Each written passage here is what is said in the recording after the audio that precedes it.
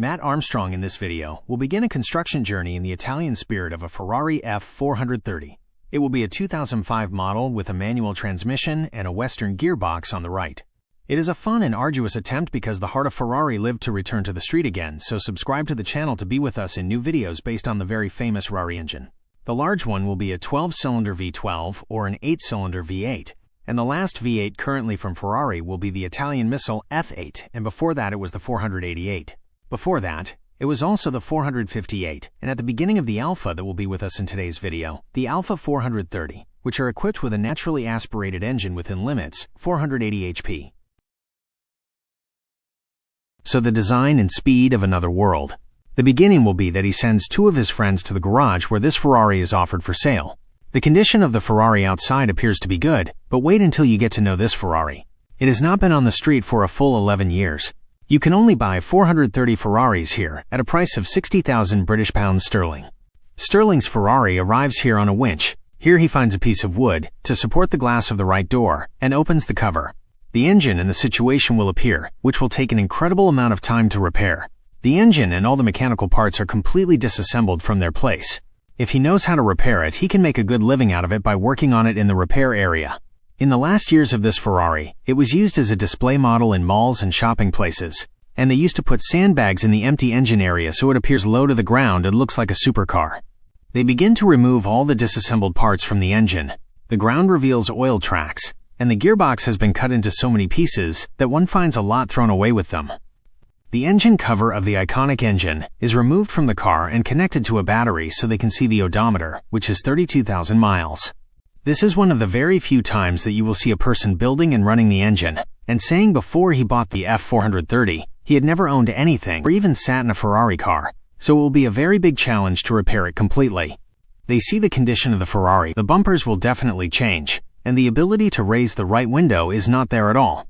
The idea is that all these loose engine parts will be exposed to damage due to the lack of oil in the engine running, so instead of replacing all these parts, he decides to go to his YouTuber friend, almost intact, and agreed to get him an engine for free, so he wrapped the engine in a wooden box. The Ferrari was shipped in England, and they brought the engine into the garage and lifted it onto the stand to begin the rebuilding and prepare to first remove the engine head cover and reveal the location of the metal chains and everything. There is also a specific tool to separate the cylinder head from the block, and the general appearance is that the engine is really sound and they can remove it immediately. The one with them started turning the engine over and removed the crankshaft cover. Here he noticed the first problem with this engine. He found a dead part in the crank. This was because the motor that this owner had been removed from the engine. It was drowning in water until he saw that the piston rod was clearly dead, so he stopped working on it. The engine is running a little, and he takes the Ferrari outside the workshop. He removes the front bumper and does not find the rear diffuser. He washes the car for the first time. For the first time in years, he removes all the stickers that were placed on them at the time of the show. He takes out the chairs so he can clean them from the inside well. He uses a broom to sweep the entire interior. Here he finds a missing piece that is the clutch master. Its function is to transfer the pressure from the clutch pedal, making the piece inside the transmission separate or installed using hydraulic pressure. I found someone who offered it on eBay. Here is the engine disassembly. He brought it and started washing some of the parts in it, trying to see any marks, because when he reassembles it, the matter will be much easier for him, and he cannot find any information about the assembly method on the internet, and this is what will cause him a big problem. And he will compare which crank he found to be in better condition in the two engines here. He uses Bischoff Performance. Are the crank sizes the same in all directions, or is there any defect? He keeps shopping for parts that he needs. He also goes to the Dream Warehouse. He almost does not have all the new or used Ferrari parts. He finds complete engines in the place. He bought the front and rear bumpers, and with the Pyrene and Celine assembly, the bill will be more than 13,800 pounds. This is how the cost so far will be more than 73,000 sterling. Hippens cylinder heads. All the valves come apart in order to clean them. Here with special pliers, the valve zipper increases. It goes down, and at the end the zipper comes out, and then the valve itself. The same thing goes for the rest of the 32. The second valve lifts the Ferrari onto the winch, and the right radiator is completely loose, so take off the two wheels in front, and the suspension is in good condition. It is considered good here. Get the sanding paste and put it on the part of the valve in contact with the block to make sure there is nothing wrong, there are any gaps between them, both of them, and he makes it manually, but it serves the required purpose. He installs a seal or plug to prevent oil leakage for each valve. He gets a plastic bag, and with the same pliers he returns all the valves to their place. He tests it one last time with the hammer, and returns to the block again, with oil in their hands. On the cover of the cylinders and inside the engine, its speed is 4,300 cc. You will find that each cylinder is a little large. It uses a special rotary tool for this type to smooth and remove small defects or scratches. It stabilizes the gaskets and locks. Its problem is that the Turkish manual adjusts and tightens the tightening torque, and all the details do not come out outside the Ferrari factory.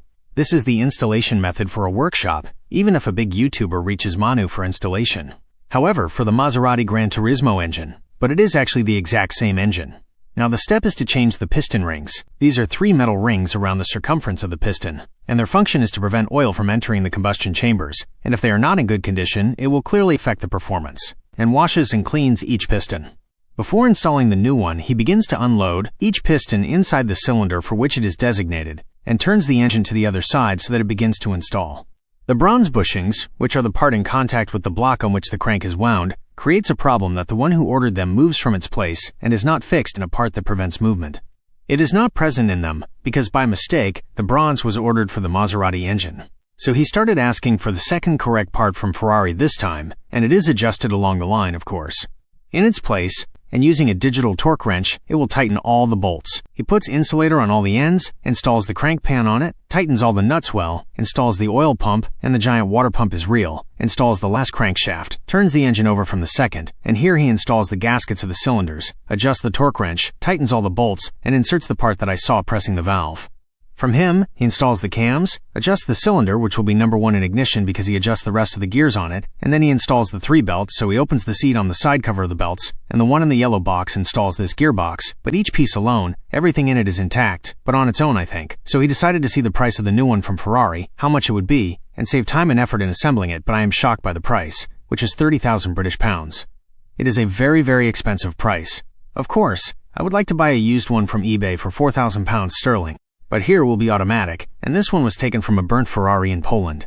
He expects that if he dismantled this part and connected it to the shaft, it would be a manual, which is a very big risk, because it is not sure whether this gearbox will work or not, but the whole repair trip to escape was all risky from the beginning, so it would be better. I can cut a lot of water on it without oil, and it is a basic piece. The interior is completely destroyed, which will be a problem because he has 2 cars left with him in a very bad condition. Can anyone find a solution for it?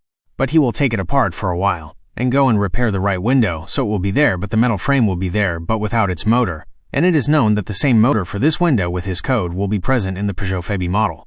I bought it used for 22 pounds sterling, but its shape and size are different, of course. He will return to the engine again and install a special sensor for engine vibrations with a metal frame on them. He will install the power steering pump and hold it in place and tighten it with screws. After that, he will install the air conditioning compressor and it will hold well.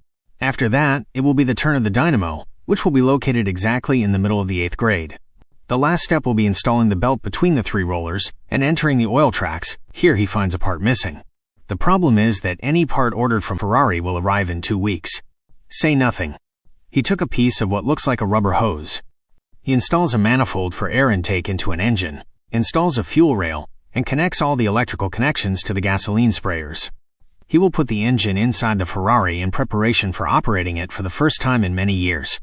The first flywheel cup is in its place, and he says that it is almost the lightest flywheel he has ever held in his life, and fixes the double clutch in place with the specified torque. Remains the gearbox. If you think, he had 2 of them, one completely disassembled and the other burned. He will try to combine them together in order to make a sound gearbox in the end. And the best one, in perfect condition, with the pieces he has to help him. In the installation, and in their position, it will start installing speed gears. Here the gear will be manual, and will consist of 2 shafts with shift gears on them. The first and the second are ready to be installed in the housing. Here it removes the oil filter from the gear, and as you can see, it is in a completely bad condition. He starts the gearbox with the engine, and installs the oil canister in which the oil is stored before it passes through the filter.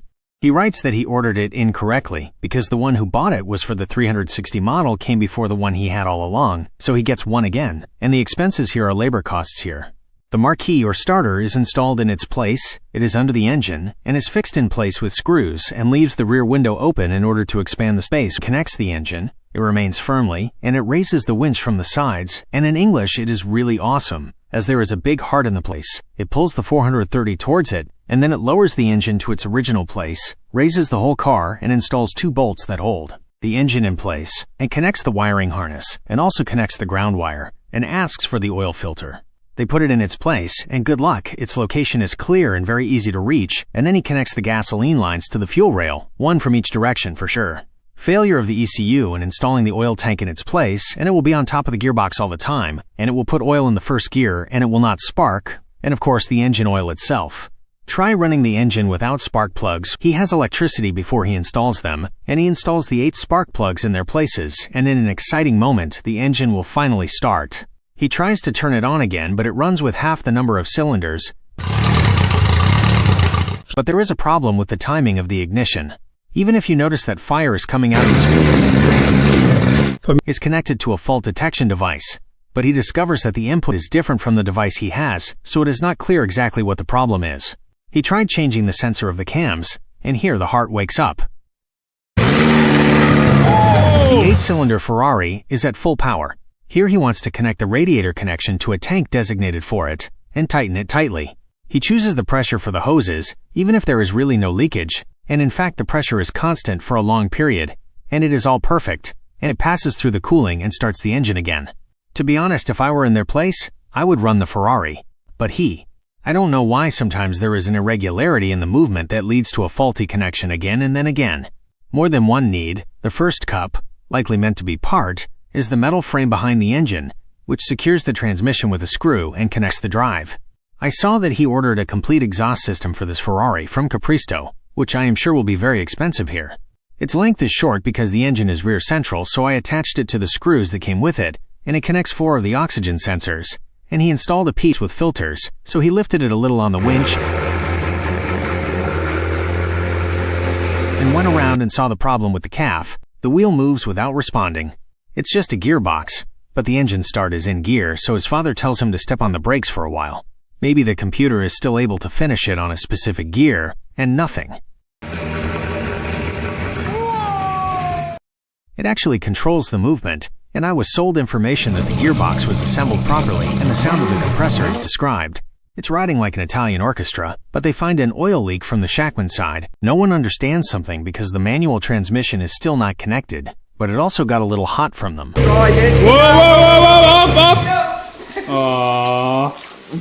Mostly, the gearshift wants to change gears partially, not allowing the cooling to happen completely. He drains all the coolant, removes the thermostat, and fills the coolant again, and I try to start the car for a while without it being in any condition. An obstruction in the cooling path, but unfortunately it still gets hot again with them. There are 2 problems with the gearbox, which is slowing down, and the cooling. It turns out that he forgot about it. The clutch master installs the part that he found missing in the beginning if you think about it. So he puts it in place and connects it to the brake fluid reservoir hose, and connects to a hose from the beginning of the car until the gearbox is behind, and increases the brake fluid to the required level, but he finds an obvious oil leak. Also, good luck, the place is open to the well. Okay, just check this out. Press the, look at that. It is possible to connect it to the best part that will connect the shifter to a gearbox and convert it from manual to automatic. It will take a month when it arrives, and he has to try in any way to adjust the gear manually. He tried to turn it on again, and I found that he set it on the server, and I try it several times and make sure that the gear is working well. Go on all the way.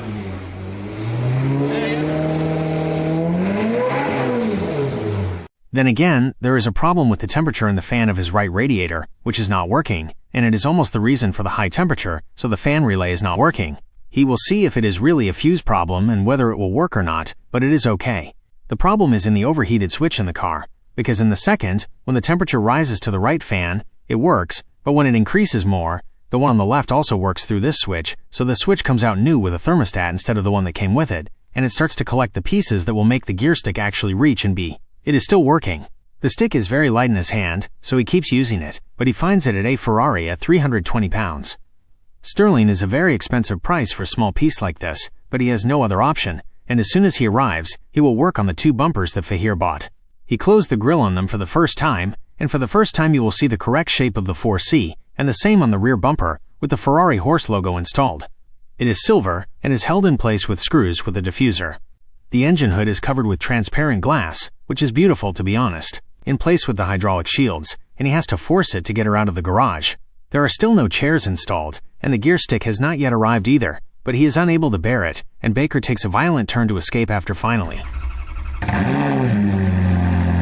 I woke up and they knew how to bring it to the first gear and then return it to the garage the second time, and it arrived. Here is the last repair piece for Vari. This is a 3D printed piece of plastic, so he prefers the middle one so he can remove it from its place with a pair of thin pliers. He exposes the heat and taps on it with a hammer. Finally, it comes out of its place, but he discovers that it is two pieces, not one piece, so he takes out the second one, and good luck, it arrives to him the next day, and he installs the battery cover. What's in its real place is something no one would expect at all. Its place is under the pedals in front of the driver's two legs. He fixes the lighting for the rear Tiger, lowers the assistance to a lower level, changes the handbrake pads, and installs a new one in its place. The last piece here connects what will keep the gear sticks together, and connects to all the gears. He installs and taps on them with a hammer. He does them in order at the time of installation. The shape of this manual gearbox is from Ferrari, so you feel the last level of refinement. The driver's experience is that there are a number of pieces that clearly have rust on them, so it comes out and removes this rust. With the dry ease pump, he closes the entire interior, starting with the center console. He inserts the two original electric chairs, which are black in color on the inside. He mounts the window motor on the right and shines the buzzer. He takes it for a spin to go change the 4 tires, and in the end, after the drama of the engines that we lived with him, he kept repeating his father's Ferrari F460 all the time, and it was nothing. He knows that he is building his own Ferrari. To be honest with him on this repair trip, or to be honest with him on all the cars that he worked on, and it is all honesty, and he always has a solution to all the problems that Face is facing for a little while, of course. And after that, he takes her flying on a solution to all the problems that Face is facing for a little while, of course. And after that, he takes her flying on the 30th Expressway. Its engine has a speed of 8,500 revolutions per minute, a very high number for its time.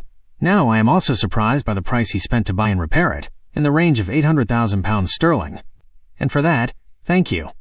If you are still here, I hope you like this video. If you are new to us, come back and watch the rest of the repair videos. I think they will impress you. Write to us in the comments if you want the repair video. It will come to any model, peace be upon you.